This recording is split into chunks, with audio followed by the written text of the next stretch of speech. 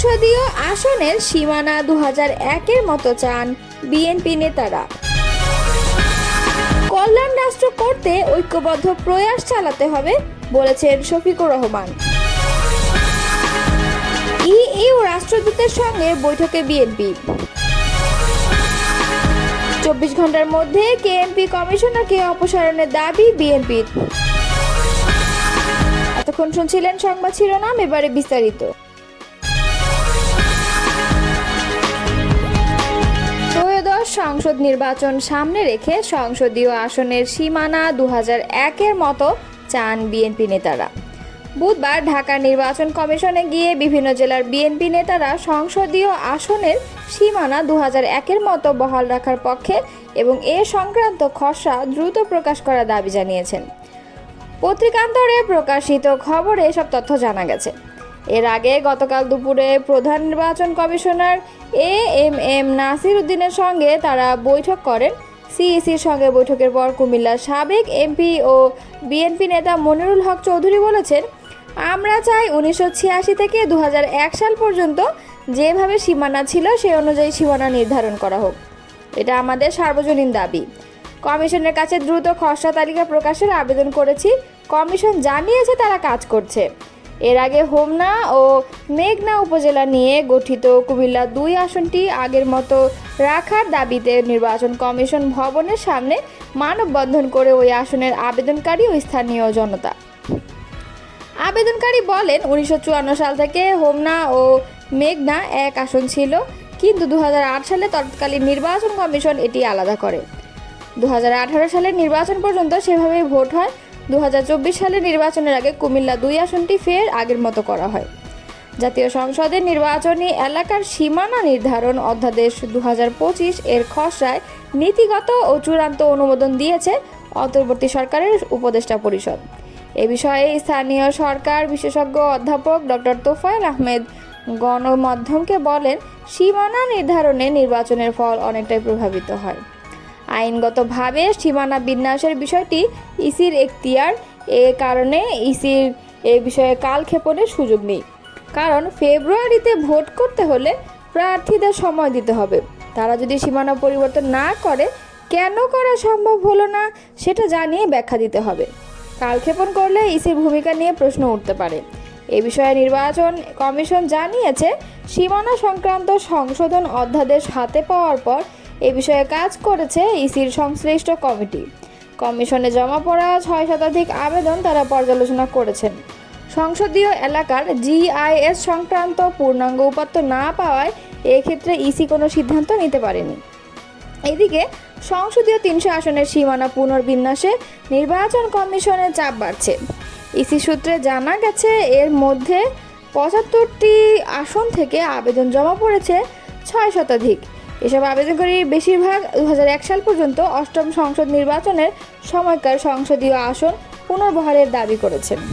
সাম্য, ইনসাফ ও বৈষম্যহীন মানবিক সমাজ প্রতিষ্ঠার মাধ্যমে আর্তমানবতার কল্যাণ ও দেশকে ইসলামী কল্যাণ রাষ্ট্রে পরিণত করে গণমানুষের অধিকার প্রতিষ্ঠাই জামায়াতের রাজনীতির লক্ষ্য ও উদ্দেশ্য বলে মন্তব্য করেছেন বাংলাদেশের জামায়াতে ইসলামীর আমির ডক্টর শফিকুর রহমান। বুধবার বিকালে রাজধানীর কাফরুলে এক নির্বাচনী পথসভায় প্রধান অতিথির বক্তব্যে তিনি এসব কথা বলেন।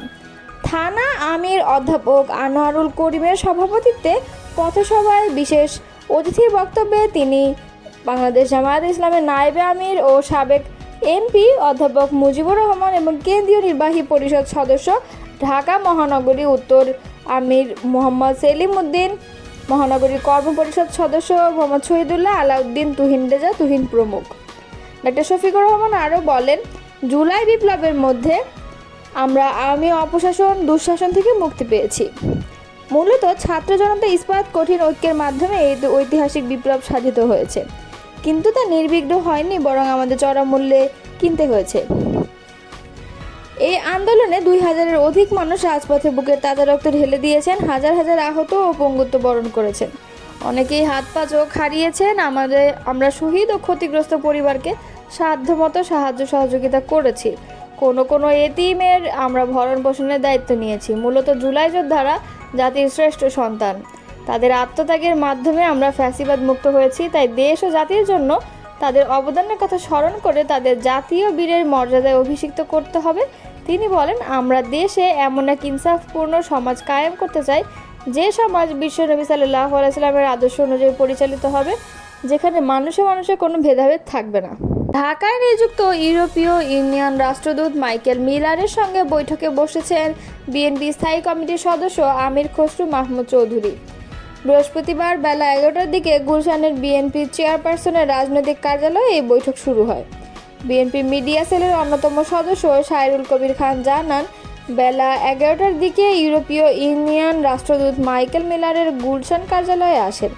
সেখানে তার সঙ্গে বৈঠকে বসেছেন বিএনপি স্থায়ী কমিটির সদস্য আমির খসরু। বৈঠকে আরও উপস্থিত হয়েছেন বিএনপি সাংগঠনিক সম্পাদক শামা ওবায়েদ। দায়িত্ব পালনে ব্যর্থতার অভিযোগ তুলে খুলনা মহানগর পুলিশ কমিশনার মোহাম্মদ জুলফিকার আলী হায়দারকে 24 ঘন্টার মধ্যে প্রত্যাহারের দাবি জানিয়েছে বিএনপি। বুধবার রাতে খুলনা বিএনপি মিডিয়া সেল থেকে পাঠানো বিবৃতিতে এ দাবি জানানো হয়। বিবৃতিতে বলা হয়, 4 মামলার এজাহারভুক্ত আসামি এসআই সুকান্তকে জনগণ ধরে থানা পুলিশের কাছে সোপর্দ করে, কিন্তু এমপি কমিশনার মোহাম্মদ জুলফিকার আলী হায়দারের নির্দেশে রাতে তাকে ছেড়ে দেওয়া হয়। এই ঘটনায় গভীর উদ্বেগ, ক্ষোভ ও নিন্দা জানিয়েছে দলটি। তিনি পতিত সরকারের পক্ষ অবলম্বন করেছেন এবং আগামী 24 ঘন্টার মধ্যে খুলনা মেট্রোপলিটন পুলিশের কমিশনার মোহাম্মদ জুলফিকার আলী হায়দারকে প্রত্যাহারের দাবি জানান নেতারা। একই সঙ্গে এসআই সুকান্তকে ছেড়ে দেওয়ার ঘটনায় পুলিশ কমিশনারের সঙ্গে অন্য কেউ জড়িত থাকলে তাকেও প্রত্যাহারের দাবি জানানো হয়েছে এবং বিভাগীয় ব্যবস্থা গ্রহণের জন্য সংশ্লিষ্টদের প্রতি আহ্বান জানান বিএনপি নেতারা। বিবৃতিতে নেতারা আরও বলেন, 36 জুলাই পরবর্তী সময়ে খুলনা মেট্রোপলিটন পুলিশ কমিশনার খুলনার চিহ্নিত ডেভিলদের গ্রেফতারে চরম ব্যর্থতার পরিচয় দিয়েছেন। নগরীর আইন শৃঙ্খলার চরম অবনতি কমিশনারের ব্যর্থতার ফসল। সন্ত্রাসীদের পদচারণে খুলনা নগরী এখন প্রকম্পিত। হত্যাকাণ্ড ও সন্ত্রাসী কর্মকাণ্ড নিত্যদিনের ঘটনা হয়ে দাঁড়িয়েছে।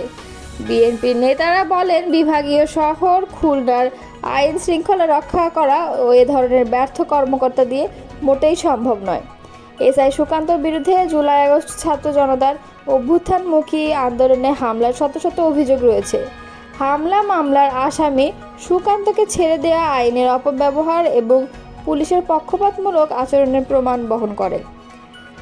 বিএনপির নেতারা আগামী 24 ঘন্টার মধ্যে কেএমপির কমিশনারকে অপসারণ করা না হলে খুলনাবাসীকে সঙ্গে নিয়ে রাজপথে নামার হুঁশিয়ারি দেন।